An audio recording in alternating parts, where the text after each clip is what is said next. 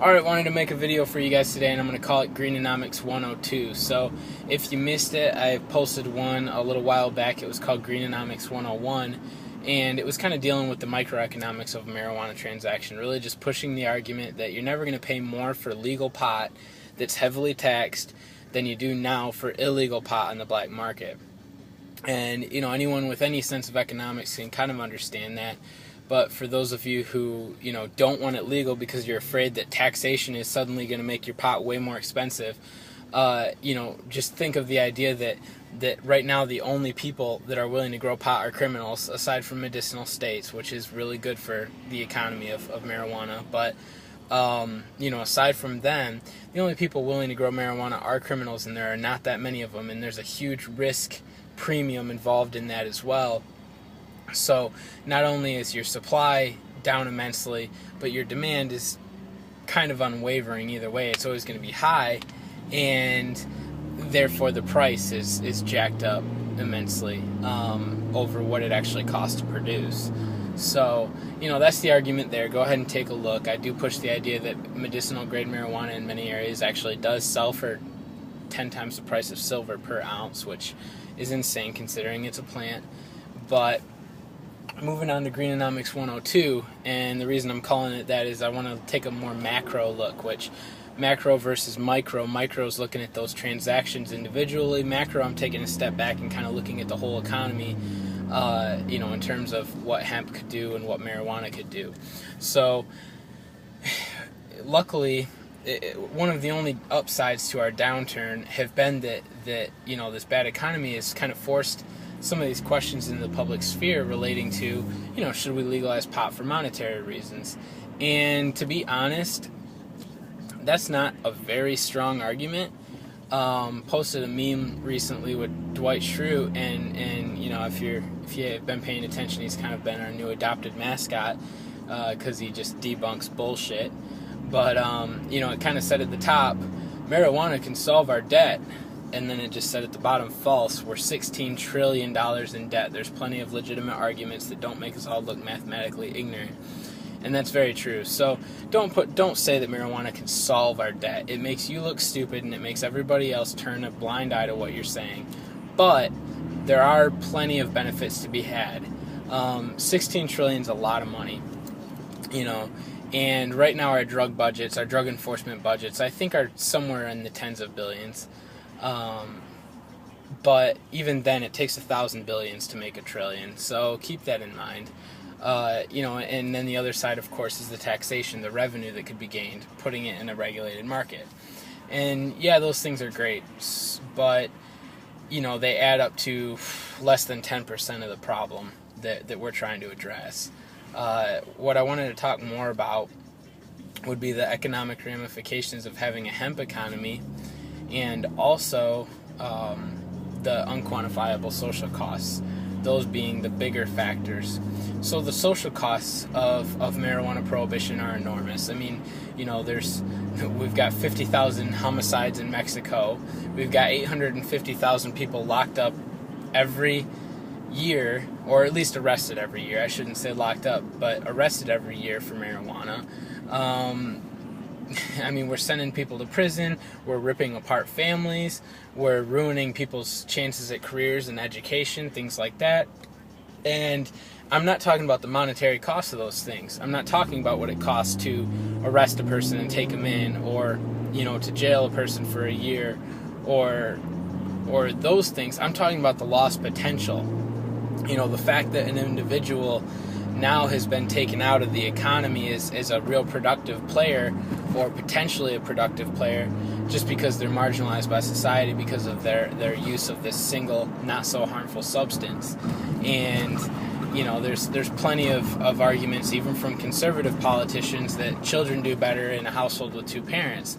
Well, if you're ripping a parent out of the household for something as insignificant as a plant that they decide to use, which is safer than alcohol and less likely to get them angry and violent than alcohol, then you're causing a lot of harm that that is not being figured into these estimations.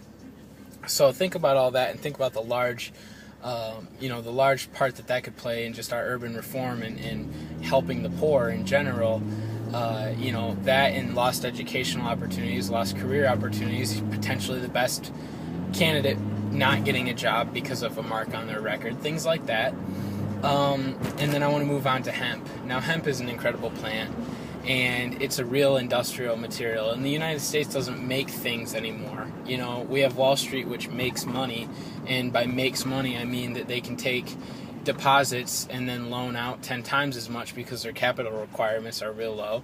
And then, once that money that they've loaned out is on the market, it can collect interest, and it's really just money that grows with time with nothing really to back it. So we're not really making things anymore.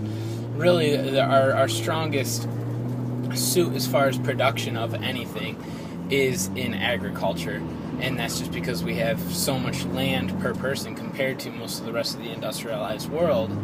But even that's hurting. I mean, we're subsidizing corn, wheat, and soy, these junk crops, so heavily that it's breaking us. I'm from a rural area, and we're actually paying farmers not to plot plants of land just so that corn prices can remain high enough that they can make a profit. So, clearly there's something really broken there. And, our food is nutritionally bankrupt. Again, it's all corn, wheat, and soy. These crops have almost no nutritional value, soy being the most of any of those, and that's not a good thing. But hemp can actually affect so many of these things positively, and it could probably be more prevalent even than any of those three. So if you're not very familiar with it, it's a crop that can grow. It grows stalk-like and in masses similar to a field of grass, but it can grow 12 to 16 feet, or 12 to 18 feet in 12 to 16 weeks. And it doesn't take a lot of care, and it can grow just about anywhere. It's pretty shallow in the soil, but it also kind of revitalizes the soil. It doesn't really drain it too much of its nutrition, or its minerals and all that. It doesn't deplete the soil. That's what I was looking for. So it actually, since it grows so fast, can be brought in after other crops to kind of re-enrich it for the next growing season. But moving on to the more industrial side of that, not only are we giving farmers one more thing that they can grow rather than just writing checks to them for not planting plots, it's got so many uses. There's over 25,000 accepted industrial uses for hemp.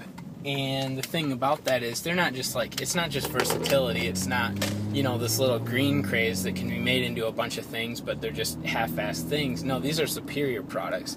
Hemp has extremely strong fibers. It doesn't require much in terms of chemical processing. It can make incredible building materials. It's got a lot of biomass, which is great for composite materials and papers and hempcrete, which I do want to make a video sometime just talking solely about that. Its seeds have immense nutritional value. I'm kind of a nutrition nut, but most of the time you can't get your full string of essential amino acids from plant products. You have to eat meat, or you have to eat a really wide variety of a large volume of plants. But hemp is one of two known plants, one being hemp and one being some really obscure algae that I barely have ever heard of, except for on a couple health websites that actually do have a complete amino acid profile. It also has a perfect, or a near perfect ratio of omega-3 to omega-6 fatty acids, and omega-3s are those things that are really good for your brain and your cardiovascular system. So it's amazing nutritionally. It's got all these industrial uses. It's easy to grow. We're not making things anymore when we could be, and we're paying farmers not to plot land. I mean, how many jobs do you think this could create? Not only that, but think about the fuel side of it. It's ethanol, which, a lot of people think that that's a joke relating to corn. Well, corn does not produce nearly the biomass that hemp does. And I wish I had better statistical backing to argue that, but it does. We're going to go with that for now. So I appreciate you listening, but really I just wanted to move that economic discussion from, oh yeah, we'd save a couple billion enforcing and we'd make a couple billion taxing, to, no, we're ruining people's lives and the social costs are unquantifiable. and hemp could be a whole new economy for the U.S. So I appreciate you listening. This one's gone on 10 minutes, but thanks.